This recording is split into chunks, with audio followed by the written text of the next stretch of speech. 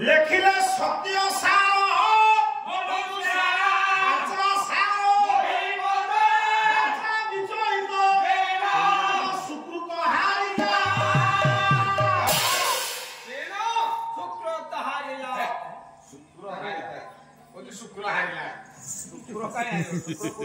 बाबू माने धीर स्थिर भाव संगीत बाबू मान जेमिति जाना दिया है घोड़ा को गोसा दे सेमति सनादास को कोसी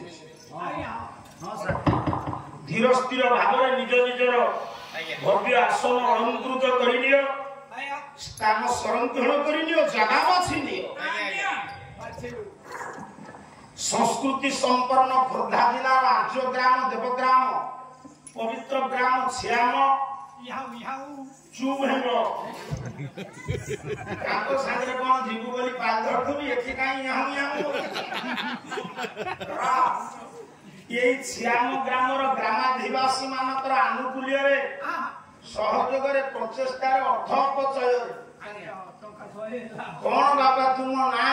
जमा न हम सहे आ हेले केते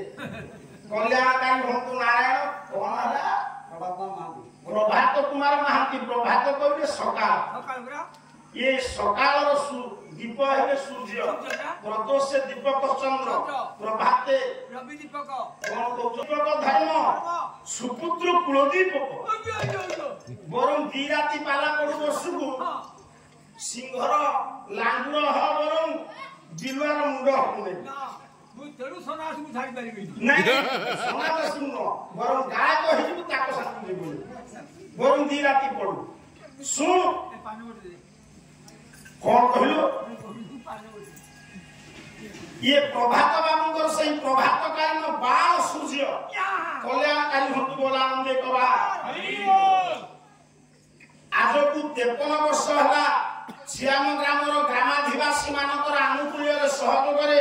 प्रचेष्टार अर्थ पचरेलो मा ये चतुर्दिनात्मक नामयज्ञ देवदेव महादेव आशुतोष शिला परिके द्रुजटी अकृत कर्ता मूतमंता अहरण शरण पद्म परासलोचन प्रतियसी शंकर भगवान बालुकेश्वर तुम पार्टी रे कथा पसुने फूल बौला बेणी बोलेगिरी पाला कहू हमें डॉक्टर शिशिर पाणी आंटी बाबू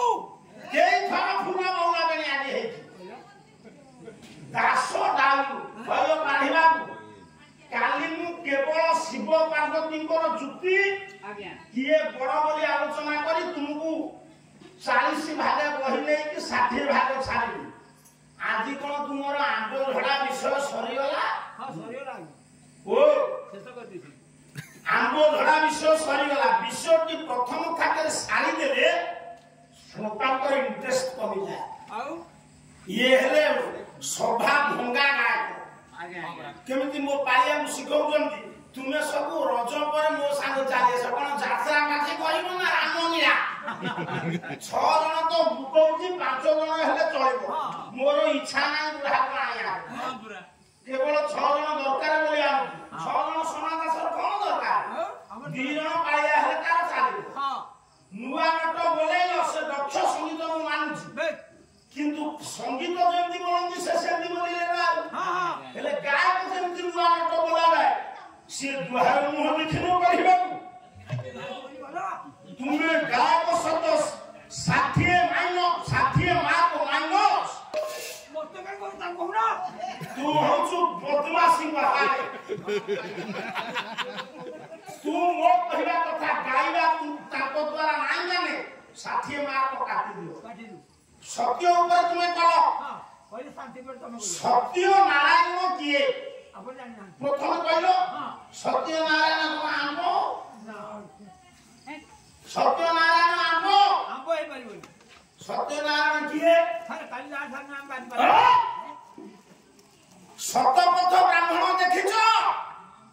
तुमे पाढ़ी ब्राह्मण से वही तुमर नाही ना गोटे श्लोक गाउछ हमर का काली पचारिलिस 14 ब्रह्मांड कहली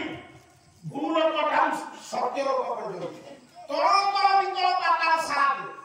आउ साथ काई तो कहलो नै ना ओ मास्टर नला विश्व ब्रह्मांड रे बड़ किए गोटे श्लोक रे छिड़िबो हेछि ना हलानी आ कोन बोलतल फूल बौल जानी खाली कारण बोल कोन बोल केवल सत्य कह ना शांति सत्य रु केमिति शांति आसीबो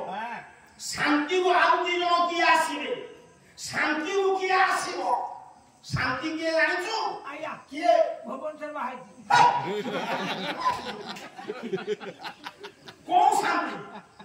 साव सती ए तू बाबू हसिलु कोसी नारी शांति को भाग पड़िले ए बुझियो तू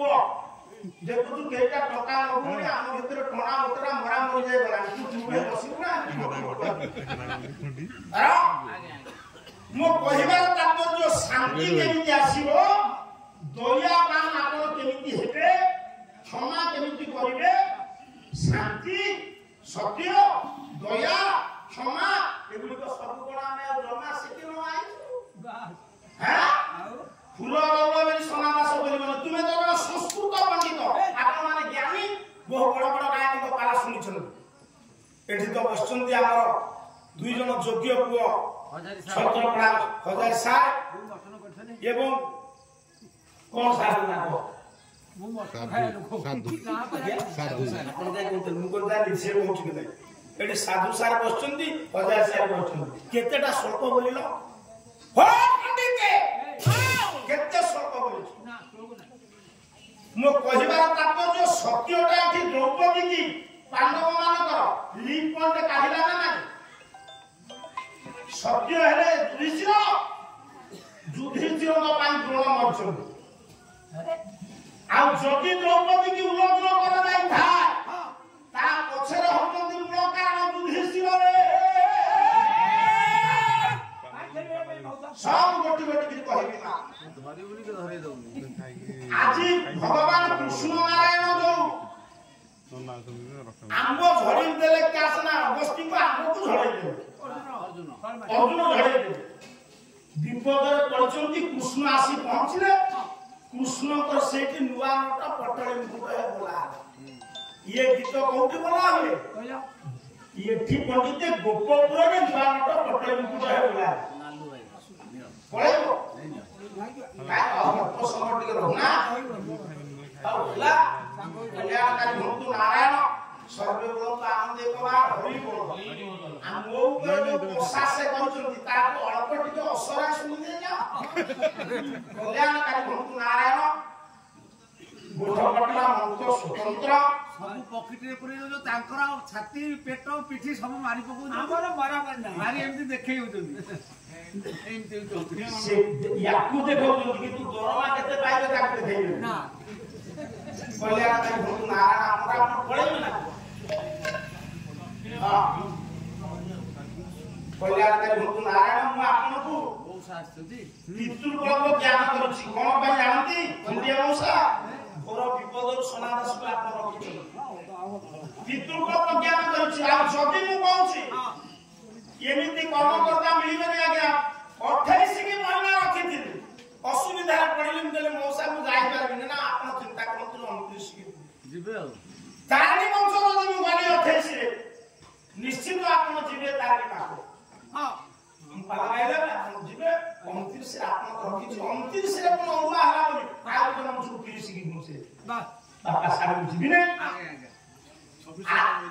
आगे 26 रे बोली 26 रे मन अछि तो 26 रे को मंच कहले नहरकंडा जो हां नहरकंडा मन अछि जे किंतु गोटी एठी ओरुआ हबो कोन ना कि आपण माने बसुଛନ୍ତି को मां माने सब सुनो सत्य ऊपर आदि चारि कथा आगे जो मां पाला नसुर उठी कि जीवो ता झियो ना राण ता जुआई राण सो पके सुनो बाबू मां आमे आगो चिंता करबा सा ये दुनिया रे धर्म रो 10टा बात भितरु सत्य गोटे बात मौसा अगस्तींगर को योग्यता कम जो अगस्ती सप्त समुद्र को कौन कले कहला सप्त रत्ना करो चलु करिथिले जे योग्य बाबा जी अगस्ती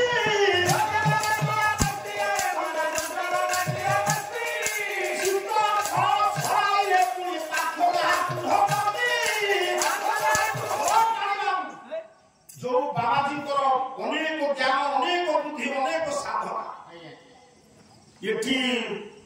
उद्यान पशिकी स्त्री द्रौपदी कथा जदि अधीन अकाल आंबू को झड़ाई देले किए अर्जुन अगस्ती जानी पारे